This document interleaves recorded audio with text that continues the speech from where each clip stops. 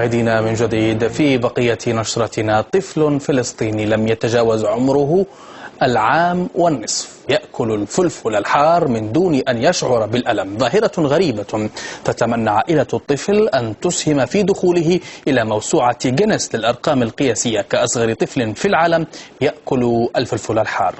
المزيد في تقرير مراسلنا زيد أبو شمعة.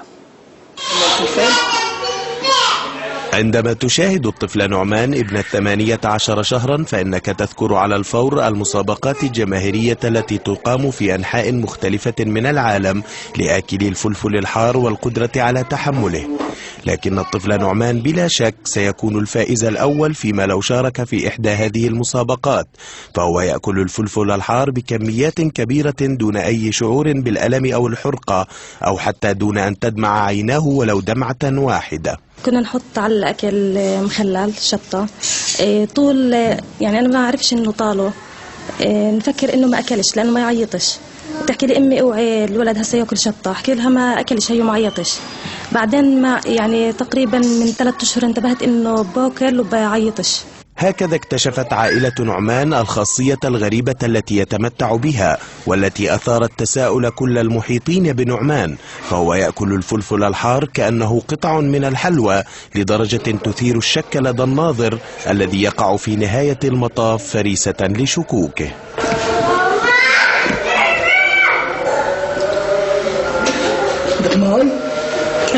هات له مي، هات له مي بسرعة. نزل هات له مي بسرعة. لنعمان أخوان أكبر منه في العمر لطالما غلبهما الدمع أثناء لعبهم معه من كثرة أكله للفلفل الحار. أما والداه فهما يتساءلان حتى اللحظة عن أسباب هذه الخاصية التي يمتاز بها ابنهم. يعني لما هو يأكل الفلفل كنا شاكين إنه في عنده مثلا مشكلة في الإحساس. هسا صرنا نكرس الصبي، صرنا نضربه، صرنا نغزه في إبرة يحس. برضو عندي دكتور حاس في هالشغلة هاي، فكنا إذا الصبي بحس ما في أي شيء، يعني ما في عنده مشكلة الحمد لله.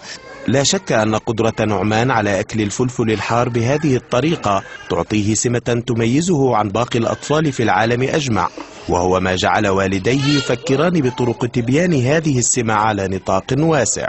أنا بتمنى منهم إنهم يسجلوه في كتاب جينيس كإنجاز لفلسطين كلها، إنه في أصغر طفل في العالم بيأكل الفلفل في هاي الطريقة في هاي المتعة، ما في زيه طفل في العالم الحمد لله.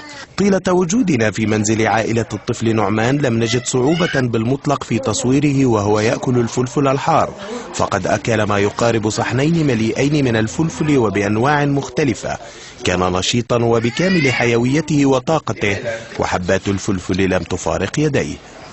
الغريب في قصة الطفل نعمان أنه لا يأكل الفلفل الحار دون أن يشعر فحسب، بل إنه أيضا يستمتع في أكل هذا الفلفل.